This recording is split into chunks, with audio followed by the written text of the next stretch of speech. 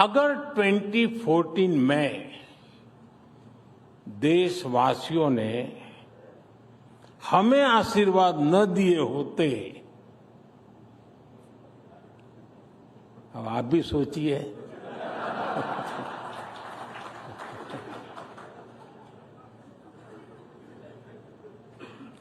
भारत में रिफॉर्म्स की एक नई क्रांति शुरू होती, यानी मुझे नहीं लगता है कि हो सकता ये, कतई नहीं होता। आप भी इस बात को यानी सिर्फ कहने को नहीं, कन्विंस होंगे। क्या इतने सारे बदलाव होते क्या? आप में से जो हिंदी समझते होंगे उनको मेरी बात तुरंत समझ में आई होगी। देश तो पहले भी चल रहा था। कांग्रेस स्पीड ऑफ डेवलपमेंट और कांग्रेस स्पीड ऑफ करप्शन, ये दोनों चीजें देश देख रहा था। अगर वही जारी रहता तो क्या होता? देश का एक अहम टाइम पीरियड बर्बाद हो जाता। 2014 में तो कांग्रेस सरकार ये लक्ष्य लेकर चल रही थी कि 2044 यानी 2014 में वो सोचते थे और उनका डिक्लेयर्ड टारगेट था कि 2044 तक भारत को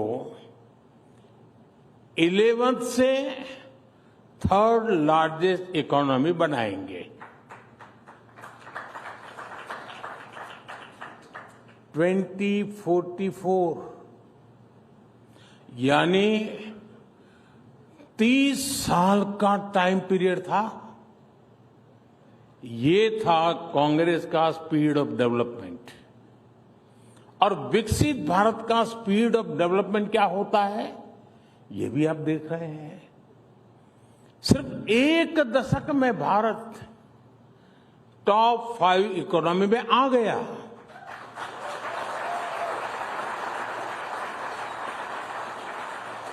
और साथियों, मैं पूरी जिम्मेवारी से कह रहा हूं, अब अगले कुछ सालों में ही आप भारत को दुनिया की 3rd लार्जेस्ट इकोनॉमी बनते देखेंगे।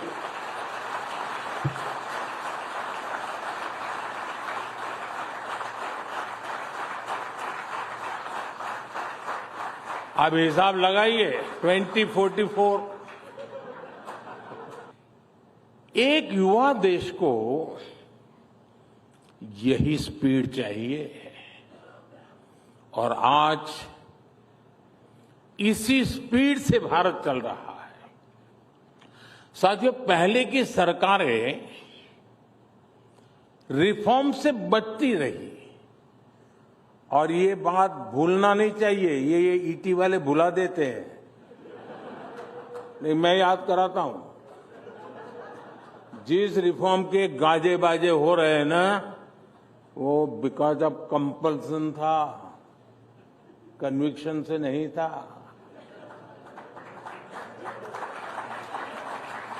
आज हिंदुस्तान जो रिफॉर्म कर रहा है वो कन्विक्शन से कर रहा है।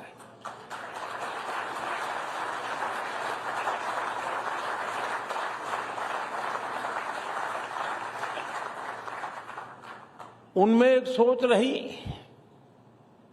अब कौन इतनी मेहनत करे, रिफॉर्म की क्या जरूरत है, अब लोगों ने बिठाया है, मौज करो यार, 5 साल निकाल दो, चुनाव आएगा तब देखेंगे। अक्सर इस बात की चर्चा ही नहीं होती थी कि बड़े रिफॉर्म से देश में कितना कुछ बदल सकता है। आप व्यापार जगत के लोग हैं, सिर्फ हिसाब किताब आंकड़े नहीं लगाते, आप अपनी स्ट्रेटेजी को रिव्यू करते हैं, पुरानी पद्धतियों को छोड़ते हैं, एक समय में कितने ही लाभकारक रही हो उसको भी छोड़ते हैं आप। जो काल बाह्य हो जाता है उसका बोझ उठाकर कोई उद्योग चलता नहीं है जी, उसे छोड़ता ही है। आमतौर पर भारत में जहां तक सरकारों की बात है, गुलामी के बोझ में जीने की एक आदत पड़ चुकी थी। इसलिए आजादी के बाद भी अंग्रेजों के जमाने की चीजों को ढोया जाता रहा। अब हम लोग आमतौर पर बोलते भी हैं, सुनते भी हैं, और कभी कभी तो लगता है कि ये जैसे कोई बड़ा महत्वपूर्ण मंत्र है, बड़ा श्रद्धापूर्ण मंत्र है, ऐसे बोलते हैं, justice delayed is justice denied. ऐसी बातें हम लंबे समय तक सुनते रहे, लेकिन इसको ठीक कैसे किया जाए इस पर काम नहीं हुआ। समय के साथ हम इन चीजों के इतने आदी हो गए कि बदलाव को नोटिस ही नहीं कर पाते। और हमारे यहां तो एक ऐसा इकोसिस्टम भी है, कुछ साथी यहां भी बैठे होंगे, जो अच्छी चीजों के बारे में चर्चा होने ही नहीं देते। वो उसको रोकने में ही ऊर्जा लगाए रखते हैं, जबकि लोकतंत्र में अच्छी चीजों पर भी चर्चा होना, मंथन होते रहना, ये भी लोकतंत्र की मजबूती के लिए उतना ही जरूरी है। लेकिन एक धारणा बना दी गई है कि कुछ नेगेटिव कहो, नेगेटिविटी फैलाओ, वही डेमोक्रेटिक है। अगर पॉजिटिव बातें होती हैं तो डेमोक्रेसी को कमजोर करार कर दिया जाता है। इस मानसिकता से बाहर आना बहुत जरूरी है। मैं आपको कुछ उदाहरण दूंगा। साथियों, भारत में कुछ समय पहले तक जो पिनल कोड चल रहे थे वो 1860 के बने थे, 1860 के। देश आजाद हुआ तो हमें याद नहीं आया, क्योंकि गुलामी की मानसिकता में जीने की आदत हो गई थी। इनका मकसद 1860 में जो कानून बने, मकसद क्या था? उसका मकसद था भारत में गुलामी को मजबूत करना, भारत के नागरिकों को दंड देना। जिस सिस्टम के मूल में ही दंड है, वहां न्याय कैसे मिल सकता था? इसलिए इस सिस्टम के कारण न्याय मिलने में कई साल लग जाते थे। आप देखिए, हमने परिवर्तन किया, बहुत बड़ा कड़ी मेहनत करनी पड़ी है, ऐसा नहीं हुआ है।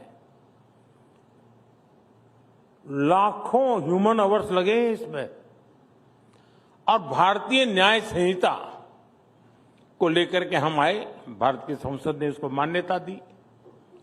अब ये न्याय संहिता को लागू हुए अभी 7-8 महीने ही हुए हैं, 7 to 8 मंथ हुए अभी तो, लेकिन बदलाव साफ साफ नजर आ रहा है, अखबार में नहीं। अब लोगों में जाएंगे तो बदलाव नजर आएगा।